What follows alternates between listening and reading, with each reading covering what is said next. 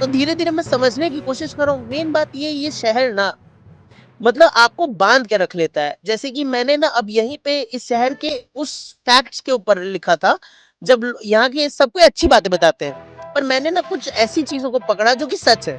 जैसे कि मोक्ष अगर चिलम से तो फूक लूं शमशान, काशी था महान क्या अभी भी महान, सांस नहीं आती क्योंकि हवा है बेजान, सड़कों पे घूमे हैवान बेनाम, गंगा माँ है तो क्यों नहीं करते हम सम्मान, नालियां मिला के खत्म इसकी जान, भूखे को रोटी से मतलब, खाकी को खोखे से मतलब, लोगों को जाति से मतलब, राजनीति गंदी हरकत, विश्वनाथ का मैं भक्त क्या वो हमसे खुश, इंफ्रास्ट्रक्चर की यहाँ पे टायर गई फुस, घाटों की शांति लगता अब मिसिंग है, शांति आई थी पढ़ने लेकिन वो भी मिसिंग है, मीठे पान की तरह मीठे मीठे वादे तो चूना लगा जाते ये नेता गण सारे, लोगों को उजाड़ के भगवान का घर बना रहे, 90 को नरक फेंक के 10 को स्वर्ग दिखा रहे, उत्तर वाहिनी के उत्तर कौन देगा, काल भैरव की तरह दंड कौन देगा, नशा इंसान को शैतान बना देता लेकिन भोला इंसान भोले का प्रसाद नाम देता, हाँ नशे में डूबा मेरे काशी का जहां, चिल्ला मत ये सब यहाँ पर है बैन, माल और गोगो की हर जगह दुकान, ज्ञान मत दे मुन्ना मुझे मत दे ज्ञान, नाली जाम करके नाली साफ चाहिए, ट्रैफिक का मेला इतना का तो मरना चाहिए, शुश्रुत भी देख बोले हेल्थ केयर चाहिए,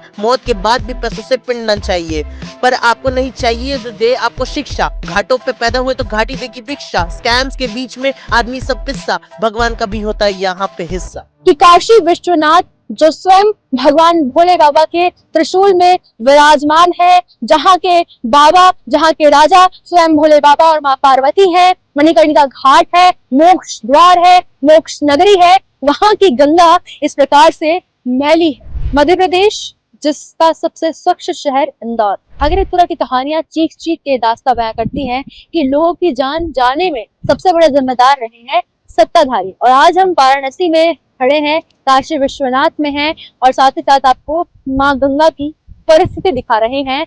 ये वही पानी है जो भागीरथपुरा में मलमूत्र पानी से पीने से जो बीमारियां हुई थी, लोगों की जाने गई थी, कुछ इसी प्रकार का ये मलमूत्र भरा पानी है जिसमें लोग स्नान करते हैं, इस जल को पीते हैं और बॉटल में भर के घरों में ले जाते हैं। विडंबना ये है कि यहाँ के सांसद खुद प्रधानमंत्री नरेंद्र मोदी है, जिस स्थान का मुखिया जो है संसदीय क्षेत्र खुद यहाँ के देश के प्रधानमंत्री का हो और उस तरह की इस प्रकार की परिस्थितियां हो, तो हम क्या मान सकते हैं। ये देखिएगा यार, ये इसमें अलग अलग जीवाणु हैं, कचरा है, गंदगी है और कहे तो पूरी तरीके से मलमूत्र मिला हुआ है। मछलियों का रहना यहाँ संभव है ही नहीं। ये पानी अपने आप में इतना ज्यादा दुर्गंधमयी हो चुका है, इतना बेकार हो चुका है कि ये गंगा का पानी है, ये विश्वास करना मुश्किल है। और ये नाले का पानी है शुद्ध। अगर ये पानी एक बार देखिए और गंगा नदी में मिलता ये काला पानी देखिए और कल्पना कीजिए किस प्रकार की यहाँ दुर्गति है। और हम काफी खोज करने के बाद इस जगह पे पहुंचे। बहुत लंबा नाला है और ये जाते हुए आगे से अस्सी घाट में मिल रहा है। ये वही नाला है और जिसकी वास्तविकता हमने आपको दिखाई है। आपका नाम फिर से बताना मुझे। वैभव नारायण केशरी हुआ।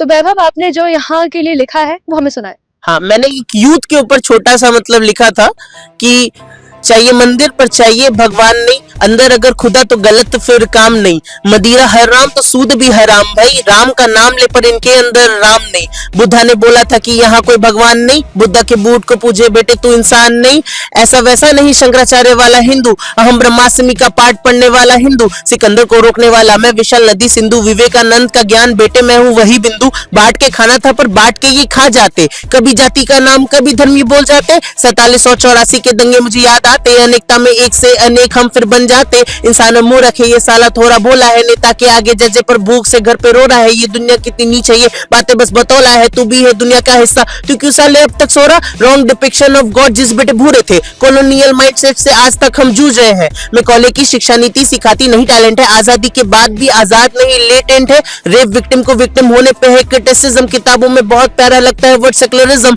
मेरी बातें समझ नहीं आ रही होगी आई नो रीजन, मैं हूं सीन का नोलन और ये रैप है इंसेप्शन।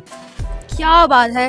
कहते हैं ना, युवा वायु को जिसका वेग बदल दे वो युवा होता है। और आपकी इस दमदार बात ने हम सबको बहुत अंदर तक ये ज्ञान पहुंचाया है और भारत देश जरूर आपकी इस बात को समझेगा और हम आपका जरिया बनेंगे उन लोगों तक पहुंचाने का। और वाराणसी की इस पवित्र भूमि में इस युवा ने बहुत ही गहन बात कही है जो कि समझने वाली है। 2027 में चुनाव आने वाले हैं, क्या लगता है माहौल क्या है?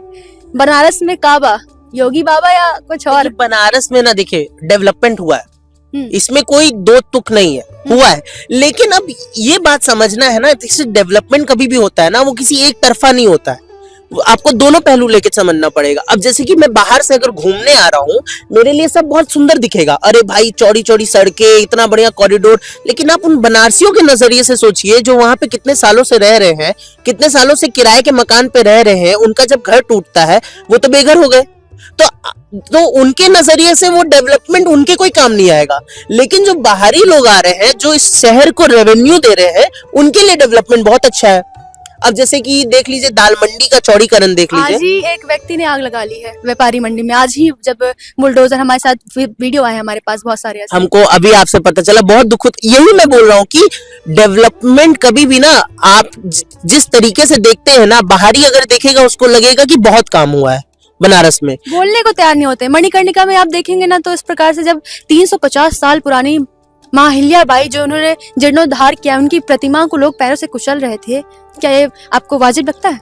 विनाश क्या ना होगा करो। ना, अगर मणिकर्णिका घाट वैसा जो जैसा प्लान आया है वैसा बन जाएगा, उससे क्या होगा, चीजें ना जो पहले अनऑर्गेनाइज्ड वे में थी वो ऑर्गेनाइज हो जाएंगी, जो रेवेन्यू है वो डायरेक्ट गवर्नमेंट को जाएगा, जो कि यहाँ पे लिए काम आएगा। लेकिन फिर एक ही चीज हो जाती है ना कि आप ना पुरानी चीजों को तोड़ के फिर आप अपने नए स्तर से बना रहे हो, वो एक अलग चीज हो जाता है। मेरे मन में एक प्रश्न है भैया कि अगर मणिकर्णिका की आग में आर्टिफिशियल आग मिलाई जाए तो क्या उसका अस्तित्व, पवित्रता उस तरह रहेगी?